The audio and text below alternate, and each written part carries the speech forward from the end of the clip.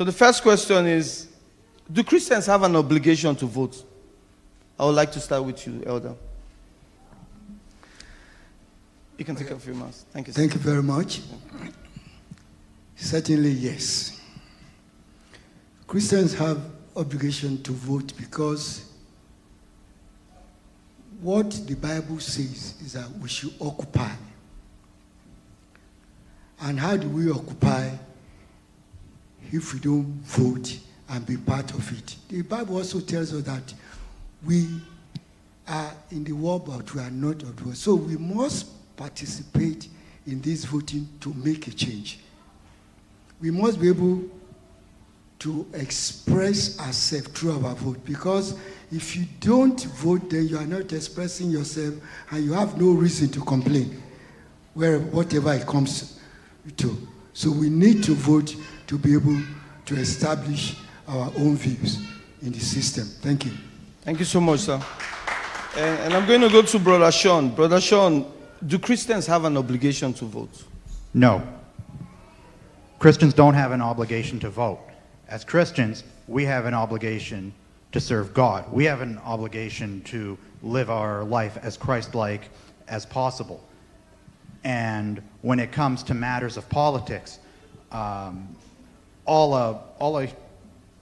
if a human being cannot lean on their own understanding, which we cannot, and if a person or a Christian does not feel that they wish to put their name next to somebody on a ballot for something as important as an election, they absolutely shouldn't, because not only will they eventually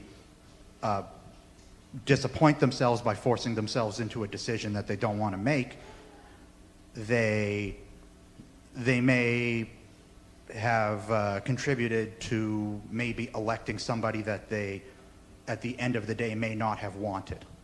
Even the most educated voters, the people who volunteer in parties, who have given their time and money to candidates in the past, have grown to be very disappointed with their decision. And of course, that disappointment extrapolates by the contributions of money and your own personal time. So no, I don't think Christians are obligated to vote. You are obligated to observe all things. That you are most certainly obligated to do, as that is what we have been taught in the Bible, but you are not obligated to vote. Thank you so much. Thank you for that answer, and it's good. And this is what exactly we expected when we set up this panel, not to have everybody singing the same chorus. We need to balance things and find the right mix. And PA, what is your opinion? My opinion is that Christians are not obligated to vote. When you talk about obligation, you talk about duty or commitment. I think Christians have the right to express themselves. The right to vote is there, but not the obligation. Thank you, Mark. And Francis. Thank you. My answer is yes. I really want to support what that Joseph said, and I want to pick it from this point. Romans chapter 13, verse 1 to 3 tells us about the establishment of government. Government is established, ordained by God. It's an institution that is ordained by God, just like marriage. So we are supposed, and in terms of commitment and commandment, to be part of it. Because the government is established to implement God's rules and regulation, like the pastor pointed out this morning about the laws that is given by God to the nations. And so it is the duty of the government to make sure those laws are, enforced. Sometimes people can be, controlled by love. Sometimes they be controlled by the application of the law. Some people cannot but obey simple rules, so they have to see the punishment being applied. And who will do this is the government that will be able to establish this. And for you to have right people to take those decisions, because it's all about decision making. So you need to be able to choose the right person there. And so it's our duty as Christians to ensure that we have the right people at the helm of affairs. Thank you so much. And I'm going to stick with you, sir. And I'm going to follow up that with this question. What role should the Bible and Christianity play in Canadian politics?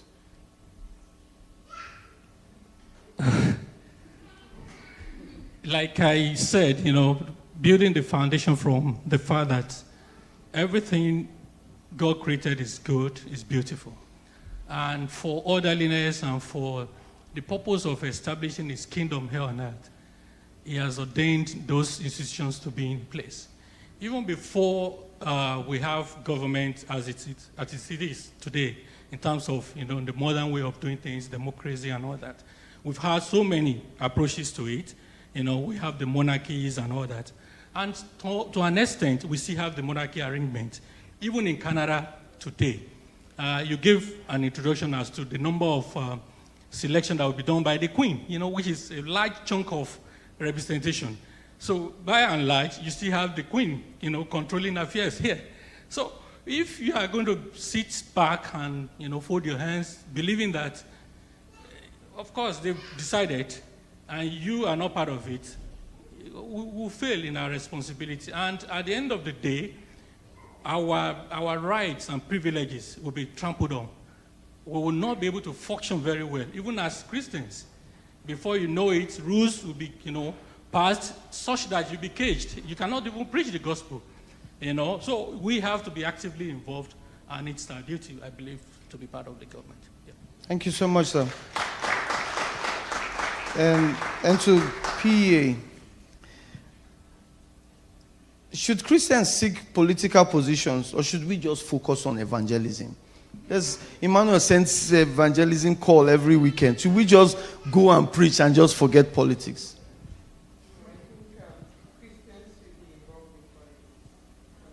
Christians should be involved in politics, for sure. And should we seek political positions? Oh, yes, we should. Yes, we should. I totally agree. Yes, we should. Christians should seek political positions, yes. Why? You want to know why? Yes, please. Because whenever, I'll use the case of Israel, whenever they have a bad ruler, the people suffer. But governance is about bringing peace into the land, justice, let everything be right. So if we have a bad ruler, you can be sure that the poor will not get justice in the land. A lot of things will go wrong. So, but a Christian who knows the God he serves will surely go there and make things right. It takes a man that fears God, not people like Ahab that will rule the land, and you know what I mean. So I believe that Christians should seek political positions, because when they get there, the fear of God will enable them to do the right things. Thank you so much. Brother Sean, have you voted in previous elections? Yes. Okay. Are you planning to vote tomorrow, or you voted already? I voted already in advance. Oh, awesome. And so the question now would be, what inspired your choice of party that you voted for? What inspires, in any election period, what inspires you to vote for a particular candidate? I'll just spill the beans. I voted conservative. I've voted conservative for the last several elections, both provincially and federally. And the main motivation, the very first time I voted conservative, was that I had very recently become a father, the first time I voted conservative, and I had also recently become self-employed. And I was starting to realize that much of my personal values and principles at the time much aligned with the values espoused of the two parties. And it's funny because a lot of people have drawn from their Christian faith, which has led them to voting for conservatism. I did it backwards. It was my finding conservatism and being exposed to a lot of Christian-based ideas that actually brought me back to church and into Christianity. And so now, as I vote, I'm still voting. Now I am voting based on my Christian principles and my Christian viewpoint of the world. And even though I voted for the Conservative Party, I must say there are certain things that I saw in this campaign and since the 2020 leadership that are disappointing to me as a Christian. And so this goes back to my answer of why no, you're not obligated to vote.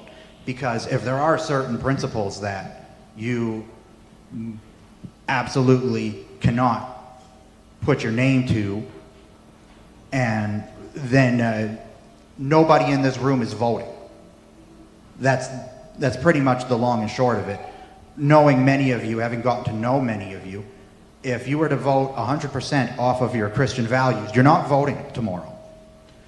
And this isn't meant to dissuade you from going to the polls tomorrow. I already did. However, as Christians, we have not made it easy over the last, I would say, generation, and maybe much before my time, much before I was even born, for politicians to align themselves with us. Thank you so much. And just to clarify, we're not pitching for any party here. That's not the purpose of this session. We're not here to... Sorry. No, I'm not. I'm just clarifying. No, it's okay. It's okay for you to tell us who you voted for, but we're just clarifying that we're not pitching for any party. Hephzibah Parish is not going to come out officially and say, oh, every member should vote for. Pastor has never done that. I don't think he intends to do that. He will tell you his personal opinions, and you, on your conviction, will decide who and what party to vote for. Very important, I let that out. And I'm going to move back to Elder. And the question is, how can we as Christians make sure that our engagement in politics is more than the occasional vote here, next year you decide not to vote, and petition, send this to 100 people, yes to no, no to this, or prayer? How can we do much more than what we have done in the past? How can we be more engaged and not just, oh, every 4 years I just cast the votes and not bother about what whoever I put has done in the period? How can we be more engaged, sir? Involvement. Be involved. Involvement, involvement, involvement. That is what it is. You must join the party. You must join the party. You must be part of the political group. You cannot just sit on the fence because you won't be informed. You will not even know them. Because if we should throw a question in this hall now, I don't think many of us know who is representing us, at all, because, they won't come to you once the election is over. But if you are within the party, you will know them, you'll be able to push some of your own views through. So you need to join the party. Like Mommy Pastor here now, we know she's a born politician, and she needs to join the party. So she cannot afford to sit on the fence. We also have Mrs. Eludepo. Mrs. Eludepo too is also a born politician. So people like that have to join the party. So we must be involved, not just waiting, to be called to come and sign a protest paper or whatever. And that is what you need to do. Thank you so much, sir. Okay, so I remember this adage that says, what an elder sees sitting down, that a young man, even if he climbs the highest mountain, cannot see it. It's an adage, sir. Yeah, just threw that out. Mommy Pastor, we are waiting for you, man. And Sean just wants to pitch in. I actually want to elaborate on what Daddy Joseph was trying to share with all of us about involvement. When it comes to involvement in a party or involvement in a riding association where you live, you'd be pleasantly surprised how few people it takes to actually take an area of a neighborhood of a particular party and influence it with the right kind, and influence it with the right kind of people if those people organize and do it the right way. From conversations I've had with Pastor, I know many of us live in Northeast Winnipeg, within a kind of a certain radius, East Kildonan, Transcona, North Kildonan, etc. If like 40 or 50 of you, or 40 or, I live around here, I live down the street from the church. But if 40 or 50 people in a neighborhood got together, joined one of the parties, elected themselves onto the board, they could very quickly and very powerfully have influence over what happens in that party, what policies and what kind of rhetoric will be coming out of future candidates. And you could actually very realistically put a strong Christian candidate within punching range of winning. Thank you so much. Information is very, very key. And it takes only 40 people, you said? Yes. I didn't know that. Now I do. That's like a grassroots level to a build-up. Yeah. I would be more than happy to talk to any about these topics, because I actually did a lot of political volunteering in the last 5 years. And I know this stuff pretty decent. So if anybody ever wants to chat with me about it, I'm your guy. So I'm going to stay with you, Sean. I'm going to stay with you, Brother Sean, for this one. How can you know your MP and local councillors more? Sorry? How can we know, without joining a political party, how can I know my MP and the local councillors more? Well, number one, as a constituent to any of your elected officials, if there is ever an issue that is pressing you, you write to them. You write to them straight up and down. You tell them what it is you're writing to them about, what you would like to see and why. And very often you will get a response. Number two, from a more personal standpoint, the best way to be close enough to get to know, to have any real influence over an elected member of government is that, this is unfortunate to say, you're going to have to give them something. You're going to have to to really have real influence, you're going to have to either be a donor or you're going to have to be a consistent volunteer. And so that's going to take hours, that's going to take connections to your friends, that's going to take money. But there are ways to reach these people personally, and that is the way to do it. Their wheels need grease. We got to give them the grease. Thank you so much. And just for the congregation, if anyone has a question, there are papers available. We will pass some papers down. If you have questions for the panelists, you can write them down and we can ask them if they're not on our sheet for today. Thank you so much. And I'm going to ask Elder Francis this question. Have you thought of joining a political party? Why or why not? Yes, I have been very privileged. Recently, I have a friend who is actually based in London, Ontario. He's currently in one of the ballots, vying for the federal parliamentary position. He's a very good friend of mine. We grew up together, worked together back home in Nigeria, a young guy. So to me, I was encouraged because right from the formative stage of him joining the party and then going on the ballot, it was so unique that we're talking and they were doing a lot of, meeting people on the phone, gathering information as to what we can do. Politicians, black politicians, that's how we started.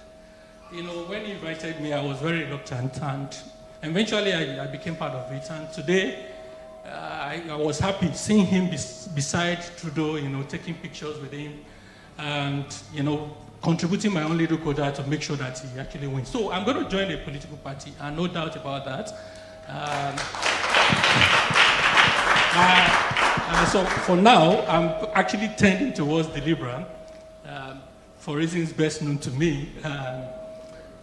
God has so many children, and so he has a way of, putting people together to achieve his common goal. The fingers are not equal, and for that reason, I think I'm going for the Libra for now. Praise the Lord.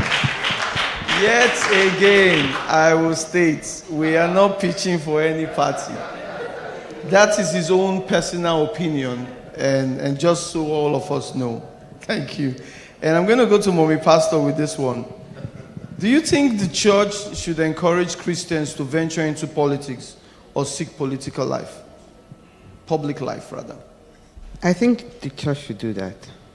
It's a very good thing for the church, especially the youths. Those that have the gifts of, some of them know how to talk and they are orators and they know how to convince people and they are very intelligent, Sometimes age is not on the side of some people. If you are 75 and you just want to go into politics, you might just be on the advisory board.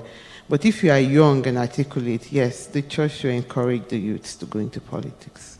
To what extent, ma'am? To get into the position of the Prime Minister. There's no reason why we shouldn't get there.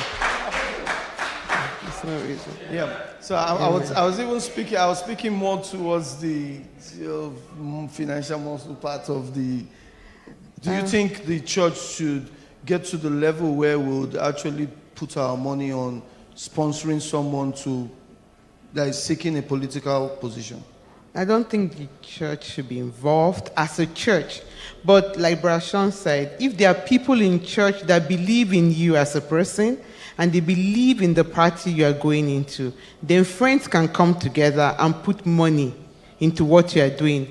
But once the church begins to put the money of the church into politics, that's not even acceptable in this land. It's not right. So it's not a good thing to do. Thank you. You want to say something, sir? Thank you so much. Really, I want to say that the Bible says the children of this world are wiser than the children of the light.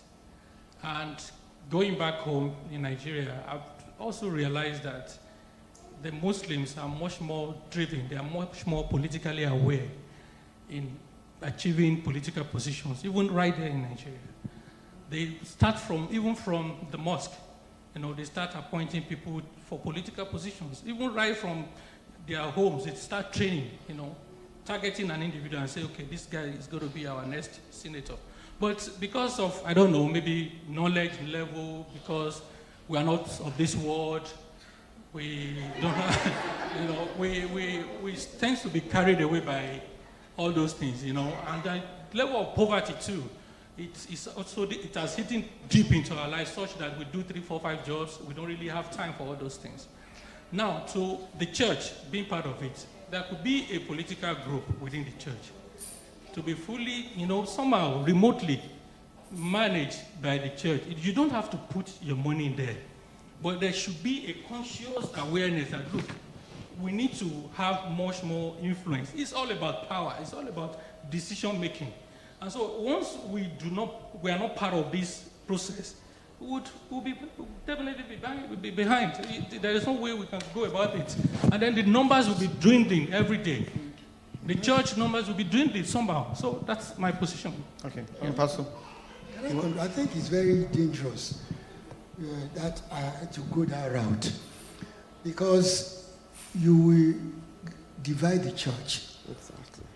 There's going to be a division in the church if the church goes too deep into that. But on individual, just as you said, that's okay. But I don't think the church should be involved fully in the church, because it could be counterproductive against the government. It's just, it's just because we are here, you are free to say anything. Like he said, Libra, another person is conservative, and they have their reasons. But as a Christian, you will know directly what are the Christian values. That should determine where you are going first and foremost. Then comes your own. Maybe your family, maybe you are a young family. What will be the benefit to your children? Just like Sean said, you are also in the private sector. what to be. Just like the conservatives said, now they are going to give the private people a lot of money because they lost during the COVID. They are backing them up with money. They are giving a free tax for 1 month, for generally for family and things like that. If we start looking, it could be a very, very dangerous. Let's keep it at the level of private. Whoever it is, we go and support that person if you believe in that. But first and foremost, I want us to know that in deciding as a Christian, let the Christian values be your starting point. Thank you. Thank you so much, sir. And I'm going to come back to you, sir. And how do we identify, mentor, and properly support public leaders and politicians of integrity and faith drawn from our churches and communities? How do we, number one, identify, mentor, and properly support public leaders and politicians of integrity and faith drawn from our churches and communities? Yes, I thought I said it before, by interaction, like I know she has flair for politics. I know Mrs. Eludipo has flair for politics. There are some others. It's through interaction, that. Then you continue to you discuss, where they are tending to, and you can mentor them if they are younger, to how to do it. And you support financially or otherwise, just to encourage them. These are things that you could do for those you have been able to identify. And, the church also need to have more of this interactive something on the political front. So that you discuss, like we are going for election now. Most people here in the church, we don't know what Liberal stands for. We don't know what Conservative stand for. We don't know what the PR, the People's Party of Canada stands for. We don't know in the church. So we should actually be looking at that. Like Sean should tell us what Conservative stands for here today. You should tell us what Liberal stands for here today. So people from what you present can make up their mind where to go.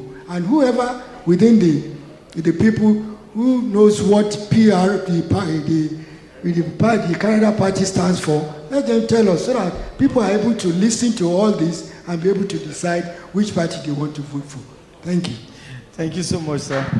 And I'm going to ask a question to the congregation. This is a general question. And I will pick Brother Lau. Please, can you give... Brother Lau.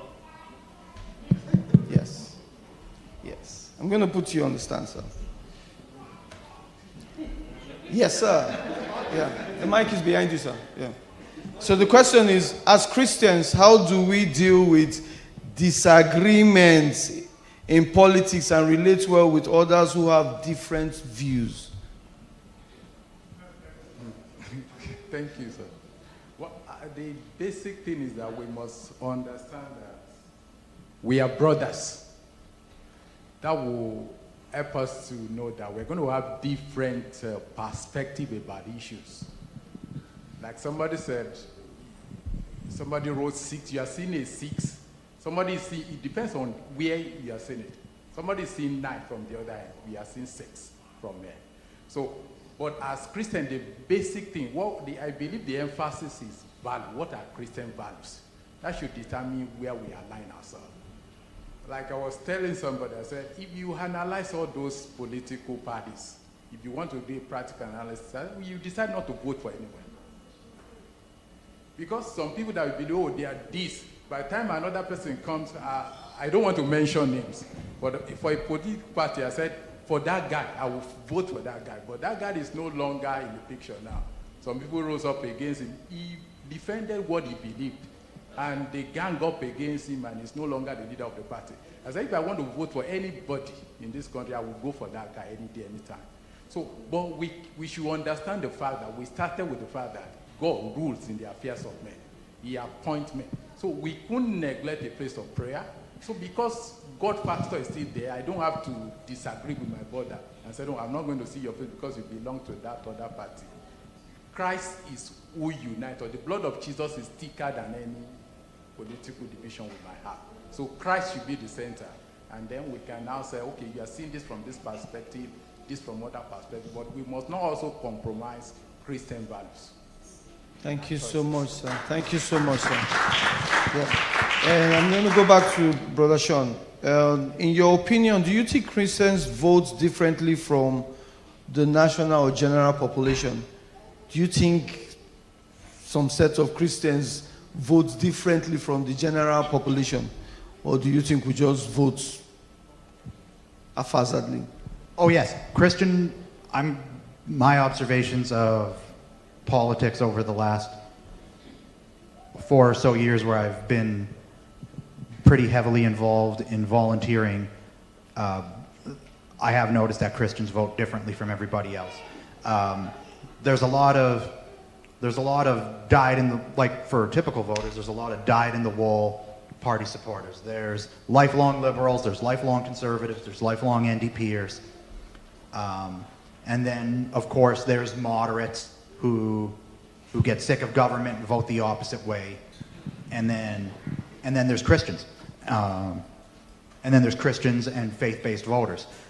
When it comes to the Christians, I find that, and this almost is going to sound negative, but I feel it needs to be said, is that Christians are a lot more likely to pick up their ball and go home and not vote, because they are the most likely to have something happen politically that would offend their ideology and morals and values, and it would upset them to the point that they would not vote. And so Christians are much closer to, I hate to use pardon me, I don't like to use this term, pick up your ball and go home. I find that a lot of Christian voters are very likely to do that because they are quicker to be taken to that moral decision where they say to themselves, well, I can't put my name next to this, therefore I won't. And so we are much closer to that, and we often get punished for it. We've been getting punished for it for probably the last 30, 40 years, because because there's a lot more pressure on politicians that are of our faith to support or to go along with ungodly things. And we've always punished them for it, and we've always punished them greatly.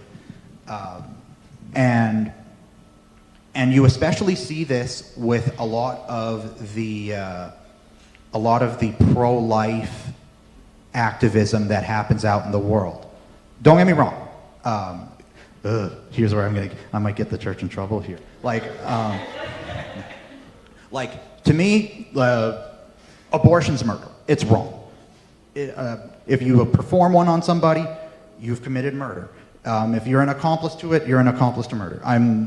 Pardon me, I might get this thing pulled off of YouTube.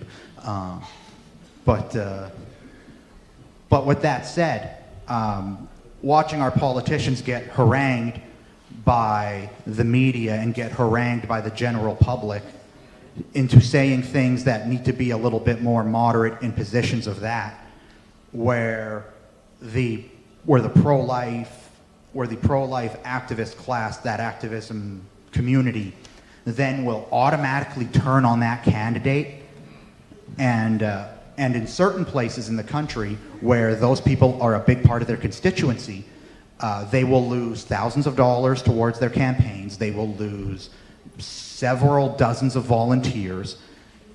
It could be the difference between winning and losing for them. But then again, also going the other way and getting hanged in the media could also result in loss. So they're really in precarious positions. And not that I'm trying to sympathize for people being loose with their morals, but these are issues that we see. Thank you, Brother Sean. And I'm going to go to PEA for this one. Will you support your spouse or children in seeking political positions? The answer is yes, but not my spouse, my children.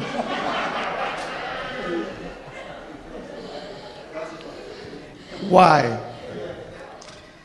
Because I know that politics is very dirty, and it takes, For my children, we believe that we have been talking to them about God, that their foundation is Jesus Christ.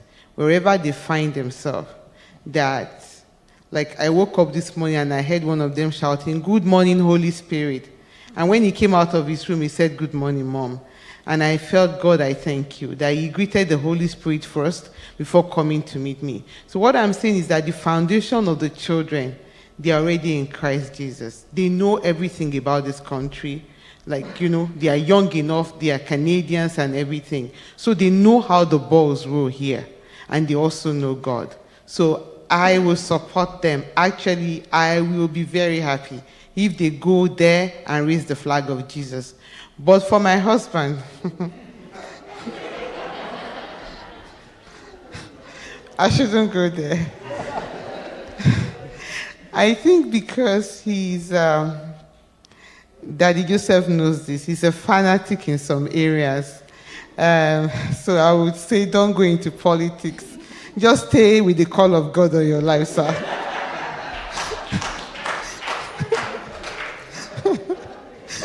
Thank you so much. I'm going to go PLA is right where he needs to be. Yes, thank you so much.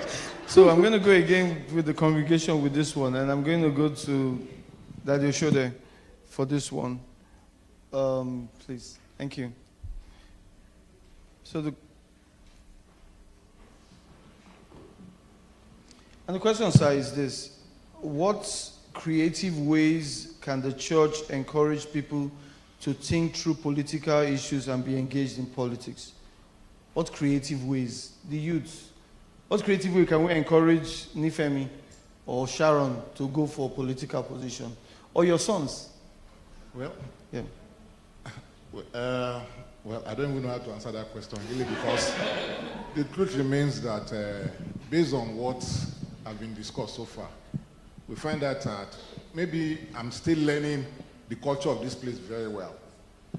Where we all came from, I will not encourage anybody to go into politics. Why? Because if you want to keep the flag of Jesus flying, just like my pastor said, and you want to get yourself involved in that political terrain, it will be difficult. And for you to even come out of it, if you decide that, yes, I want to come out, it might lead to some other things. But here, like I said, I'm still studying. We have a political party in the home that we are studying, we are following. We are not part of the party already, but at least we are following, we are contributing and doing one or two things with them. But when we study this place very well, we know that it's a place that at the end of the day, the name of Jesus can be what? Can be raised to the level we want to get to. Then I will support them. And we look at a lot of creative ways to make them to know that it's the right channel they are going. Thank you so much, sir. Praise God. For now, do we have any questions? Can I just add to that, please? Okay, sir. Thank you, sir, for that contribution. I believe strongly that we can actually encourage our children to start thinking in that direction. I have a daughter who is very politically aware, and we discuss a lot of politics together, because maybe she's studying political science, and so we get to talk about things, about the world, and how, just open up their thinking and how they can get positioned even right out there, and then give them the boldness. They can influence things, they can form an NGO, they can do a lot, even within the political climate. The world's politics does not mean that it is very dirty. Politics is all about managing relationships and taking decisions on behalf of the people, on behalf of a group of people. That's what politics is about. But because of some of the things we have seen happening in our climes, we believe that it's a dirty game, it's full of tricks, so we call it politics. No. So I really want to encourage us that it's something that is very worthwhile that we should be part of. Praise the Lord. And I'm going to ask a question that I just received now. This is an interesting one. You want to say something? If you want to. Are we still talking about creative ways? Yeah, you can contribute, yeah. So, if we're looking for creative ways to encourage our young people to go in that direction, we're a church where we organize and do all kinds of extra subcommittees and stuff, it wouldn't be very hard for 8 or 10 of us to be a part of a political education committee. I mean, many of you haven't been in Canada for very long. It would probably serve everybody very well to make it a mission to know local, federal, and provincial governance well, and to consciously make an effort for it. And that's very much within our well of resources to do. Thank you so much. So I'm going to ask the question from one of the congregants, and I'm going to go to Daddy Joseph. As a Christian, if I vote for any political party, and the party happens not to promote Christian values, does that make me a sinner? I'm going to add another question to that. A follow-up to that one, so you can answer both of them. The two of them, it's the same. They're I will not even vote for a party without a Christian value. So I want to add both of them. No, this is somebody's concern. So that first question, I will not even do it. So, period. Okay, so let me rephrase. This is not about you and what you would vote for. This is about someone, let's say Sharon, for instance. She votes for a political party, and the party now ends up not carrying out what they put in their mandates that they were going to do. Or they go about and adopt some policies that are harmful to Christians. Does that make her a sinner? That's the question. No, that does not make her a sinner, because at that point in time, when she was voting for them, those values were there. They said you're going. So they are the ones that have defaulted. It's a contract, between the voter and the party. And that means the party has faulted in the contract that they have.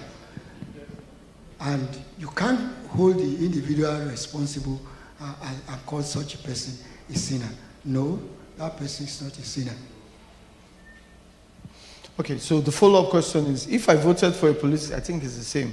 If I voted for a political party and eventually the party messed up, will you say I have a hand in the sin of such party? You have answered that question. Let me say something. Yeah. I think we need to look at it this way. Yeah. As Christians, we have a party. Christianity is our party.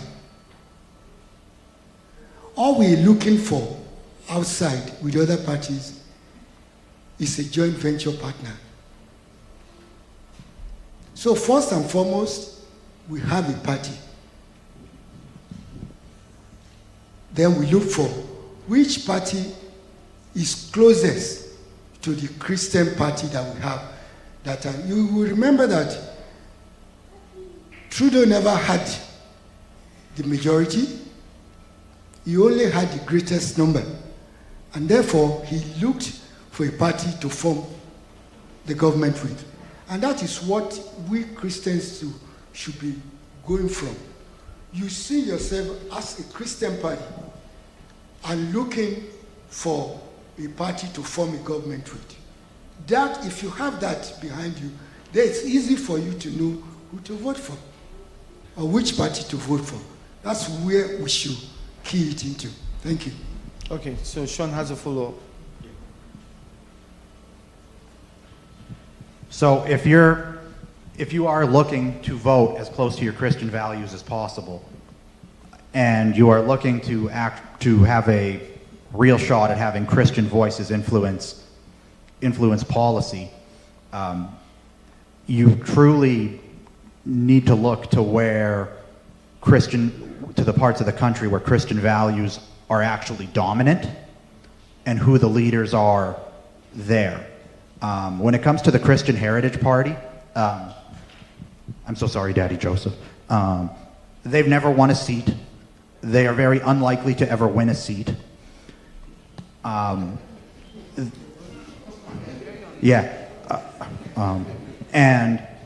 much of the Christian values, and much of the people in politics who do have strong Christian values, are usually going to be found rural Manitoba, rural Saskatchewan, rural Alberta, small swaths of Ontario, small swaths of BC, and so no matter what, if you're, I think at the end of the day, if you really want a party that's going to be 100% to Christian values, you're never going to see it.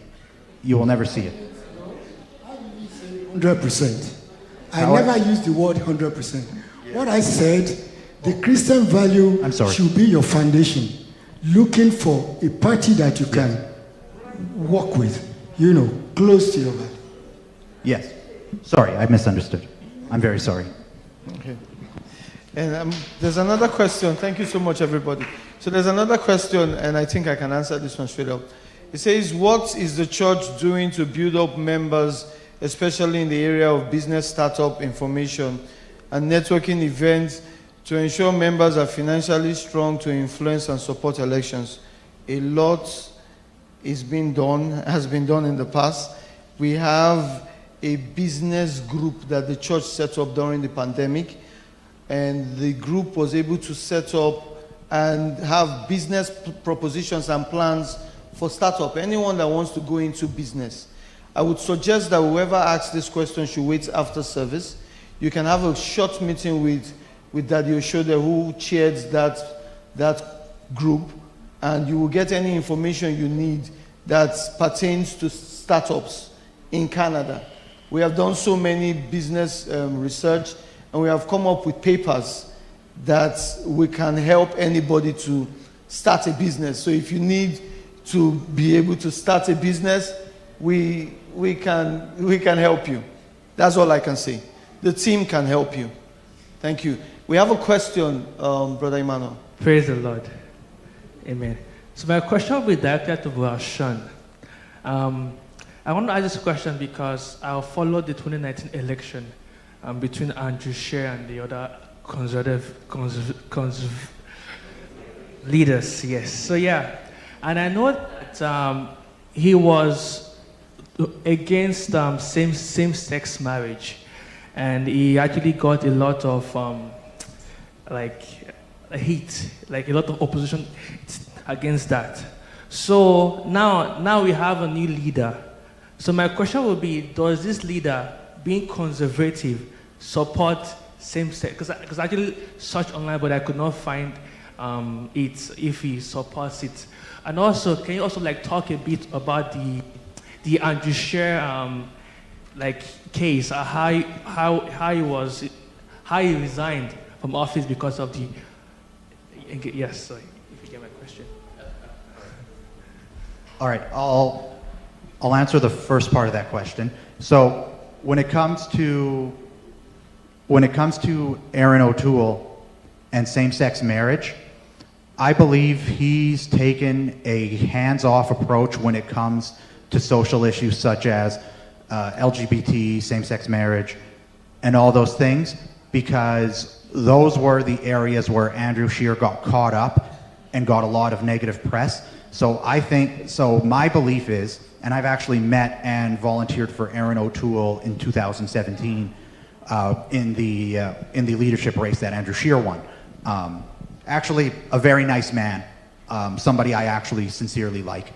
And I believe he is doing his very best to not step in traps, so that the message and that his objectives could be achieved with minimal difficulty. However, now when it comes to Andrew Scheer and the case of him catching all of the grief that he caught for holding the views that he held, for being a pro-life candidate, for very famously in the House of Commons being against same-sex marriage, particularly that clip where I forget, he made some sort of reference to, I forget what he made a reference to, but it was a famous clip. The problem with what I think happened there was that as soon as he realized that he was catching backlash, he had a very important decision to make, and if you ask me, he made the wrong one. He had the decision to either A, stand on his 2 feet and say, yes, that's how I feel about these things. What's your next question? or to run and hide from social issues in that election, which is exactly what he did. And I find that when he did that, he looked weak. And so not only did he look weak to his detractors that were against the things he was saying, he also looked weak in front of the people that were supporting those same stances. So to me, when it comes to politics, this is kind of a funny saying in politics. He who apologizes loses. And he who is flimsy when the hot heat starts blowing in their face also loses. And in that particular instance, that's exactly what he did, because I went to a lot of Andrew Scheer events in that cycle, in that 2019 election, and I also went to a lot of leadership events in that particular cycle. And in front of conservatives, strong as could be on those things. But when it came to the actual general election and getting in front of people, he couldn't even say the word. He couldn't even say the word abortion. He couldn't say the term same-sex marriage. He couldn't even say the word Trump. And so, I found that because he was so weak on a lot of those things, it made it hard for people to get behind him and be like, yes, this is a good, strong guy. He's going to win. And I voted for Andrew Scheer, but I did not feel that way about him. Thank you so much. So we're out of time. I'm going to ask one last question to Mommy Pastor. And the question is, should Christians, immigrants, continue to vote for a party because of immigration? Praise the Lord. Praise the Lord. I'd vote for you. Sorry? I'd vote for you. The answer is no. We shouldn't keep voting for a party because of immigration. Because I remember, I think during the last election, I got a lengthy text from a lady who was trying to tell me, and by the way, sir, I'm a card-carrying member of a political party. So, so I'm an insider, but you know. So she sent me a long text on why I had to vote for this party, and telling me that, oh, they brought many of us into this country. And I said, nope, God brought me here. And then she tried to turn it around to convince me that the more we are here, now don't get me wrong, I am grateful that I am here, but with the support of God.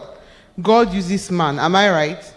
God uses even anybody. The heart of kings and queens are in his hands. So I tried to educate this Christian sister on why immigration should not even be an important thing when we are talking about elections.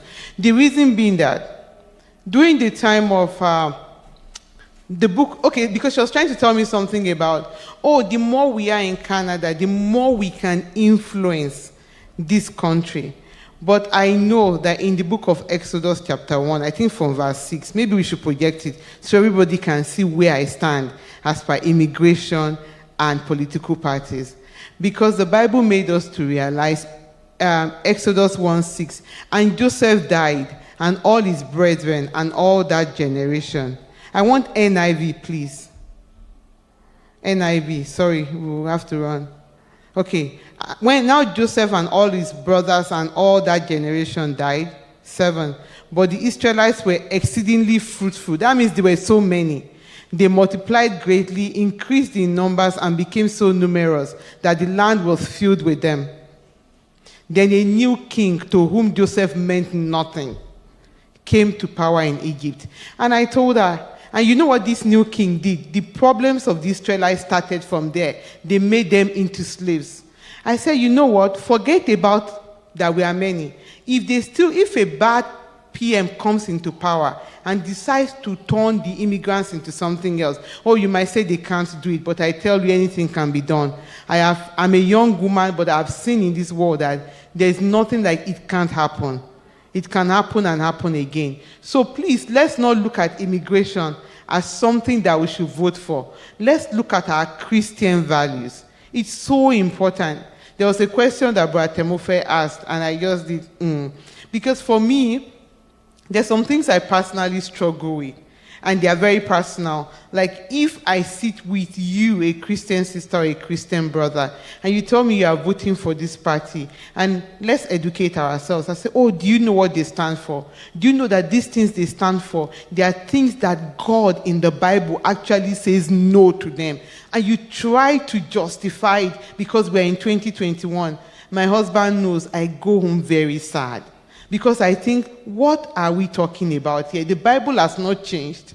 Where are we going to? You understand? So for me, please, immigration should not be something. Look, in Manitoba, for example, I think I came in doing the NDP. Praise the Lord. And when the Conservatives came, they did not stop the same provincial nominee. They did not, but God has not changed. Let's look on to God. These people, if you vote for the wrong person because of immigration, honestly, they might take away that freedom that you have. Praise the Lord. Hallelujah. Thank you so much, everybody, for today. I want to especially appreciate all our panelists. You've done well for today, and we thank you for all your insights and the education that you have provided. And in conclusion, there is no doubt that our responsibility to government is to obey the laws and be good citizens.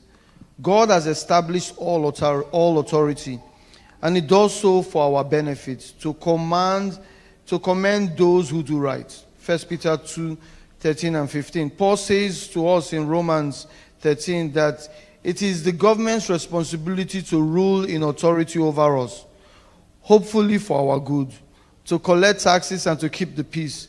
Where we have a voice and can elect our leaders, we should exercise that right by voting for those who best demonstrates Christian principles. Thank you so much, everybody. God bless you.